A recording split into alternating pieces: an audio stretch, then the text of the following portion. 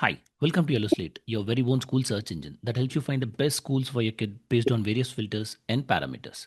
Today, we have Miss Aruna Roy, who is the creative head of Douglas Memorial's Higher Secondary School. The school is located in Barrackpore Cantonment area. Thank you so much for joining us, ma'am. Yeah, thank you, sir. It's a designation that we don't often hear in schools, which is a creative head. So, can you throw us more light on what do you do and what kind of activities do you perform in the school? Like, sir, I mainly focus on introducing more of project-based and activity-based learning. And it is like integrating art and technology into lessons. As you know, that technology is the present need. And coming out of the traditional way of teaching, we need to interact more with the smart boards and bringing in use of computers, presentations. So I look into more into that area, as well as my responsibility is to look for more of collaborations with the international schools so that our children get an exposure in the international platform, and eventually when they move out of the school they are more confident and they face the world and their challenges with a better individuals. They can grow up and they find that the world is already known to them with the help of various collaborative projects which we do with our international friends and the platform we get to interact. That's great. And for parents who are not fully familiar with what project based learning is, can you throw us more light and probably pick up an example and tell, oh, this is how it is taught in project based learning, vice versa, and this is how it is taught in a traditional orthodox method? Recently, we had a project based learning. Like this year, we decided not to give the projects to the children at home, but to make them do in school.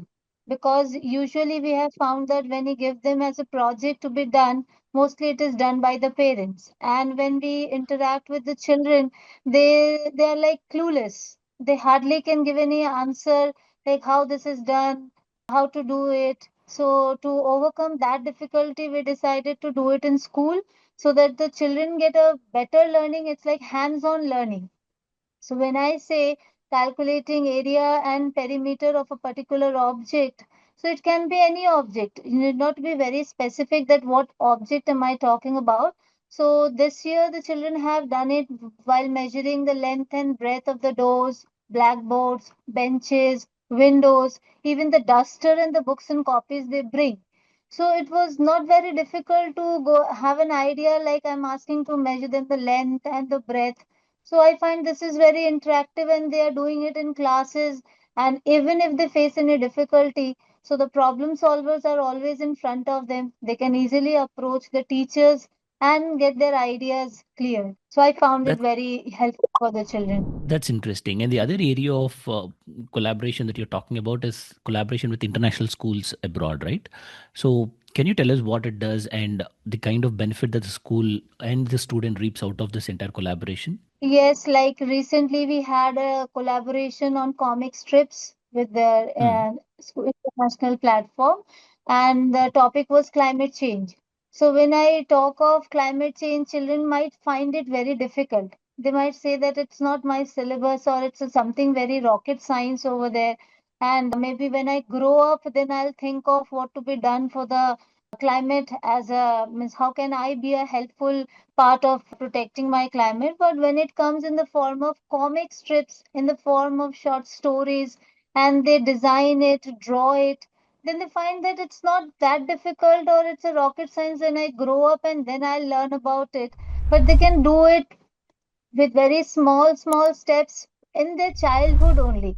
They need not put in and think of the chemical formulas and their physical application, but they can do it on their own age level, and this might help them to, not might, I would say, this will help them to grow up as better responsible citizens. And then might they think that climate change, oh, I did it in my childhood, and it's not a very big, tough topic that I'm talking about. So, how does all these systems align towards the evaluation process in terms of final examinations or something?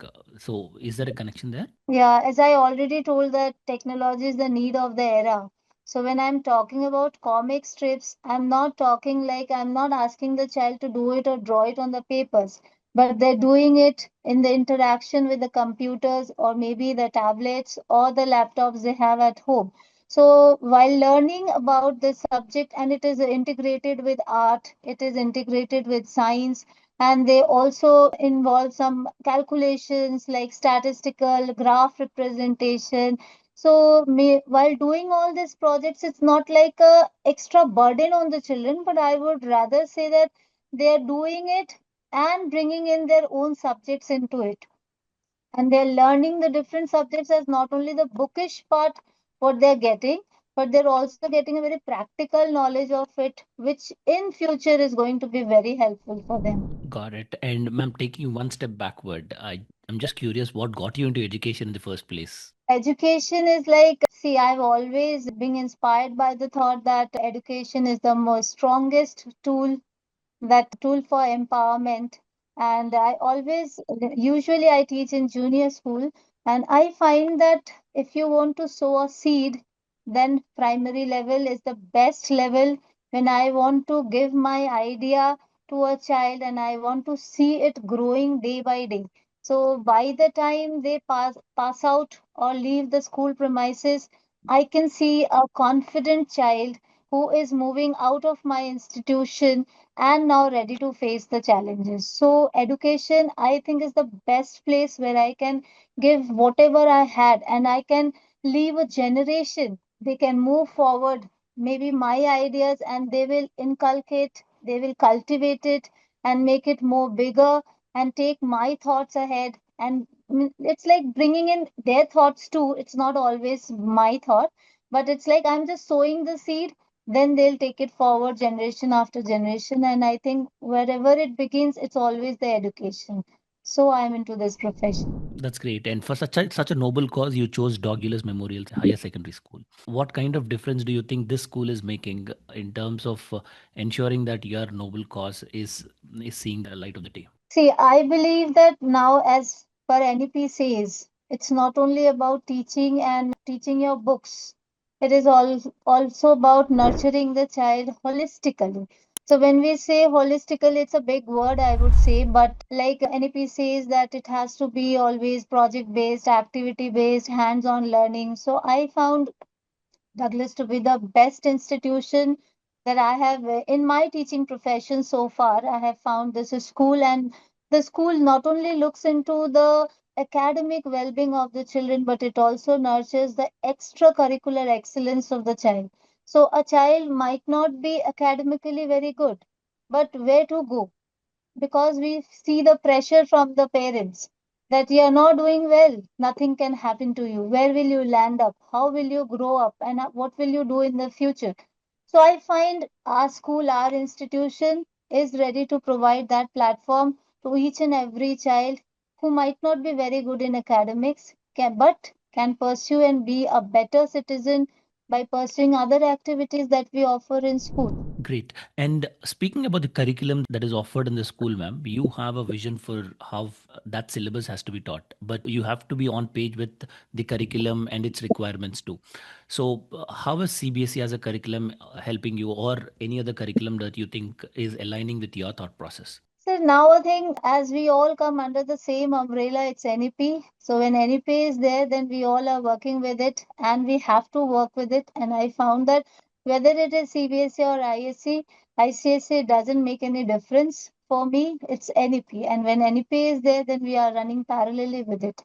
And I think it is bringing in all the schools together under the same umbrella. And we have got one motto, one vision, that our children should be confident. They should not think that I have not done anything great in my life, but whatever they do, in whatever pace, in whatever level they are learning it, they will grow up as a better citizen and confident learners ahead. I believe so.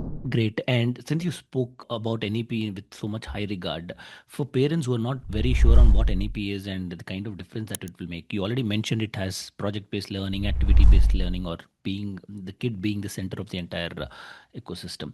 But for parents to be sure that their school is adapting to NEP both in letter and also in spirit, what do they have to ask a school for parents who don't know much about NEP? Yes, sir. If you would say don't know much about NEP, I would say now it has come into pen and papers and it's like becoming official for every school to follow NEP. But if I go to my childhood, I would say NEP was always there. When I used to go to my school, I had to go for extracurricular activities to some other institution after completing my school. Maybe it's dance, maybe it's music, maybe swimming, or whatever it may be. But now, presently, we find that NEP is telling don't go anywhere. I will make your institution the home for everything that you are thinking for your child to be, whether it is art, whether it is music, whether it is dance. I'll make the institution to provide and cater to the needs of each and every parent. And you need not move out or look for that after finishing your book syllabus and everything. You can go for dancing and you can go for having art classes and all. So as I see my institution, it is trying to cater to the needs of each and every parent they are looking for, and they are trying their level best to provide what the parent need within the same institution instead of searching here and there in the locality. Yeah, one last question before we wind up, ma'am. A lot of parents also have this apprehension that though NEP is great on paper, it requires all the teachers also to be trained and be in alignment with that process. So here at Doculus, how are teacher trained to keep up with the growing world? Sir, as the head of the institution, very generous to her. She always give us the opportunity, not only to us, but to all the teachers, that they get themselves up to dated with the present need of the scenario or the environment or what is going in and around in the society. They arrange all the workshops. Then we go for different seminars. We even also we have got in-house training sessions that goes with the teachers. Like when I talk about technology tools, then I it comes smart board. So obviously in our childhood we have no knowledge of how the smart board works. But our institution always tries to keep the teacher updated, prepare and organize training sessions, workshops, which are very interactive. We have got very renowned resource persons visiting our institution. They keep us updated, they give us information, and we always keep on. It's not about just learning, but also applying. So, whatever we gain from the workshops, we always bring it to our classroom so that it's not only one, but 100 at a time getting benefited from one single training that we receive. That's great. That was a great conversation, and ma'am, I'm sure a lot of parents must have learned a little bit about Doculus and also a lot of other things that are very important in the education system. Thank you very much for your time, ma'am, and we look forward to meeting you once again to get to know a lot more. Thank you so much, sir.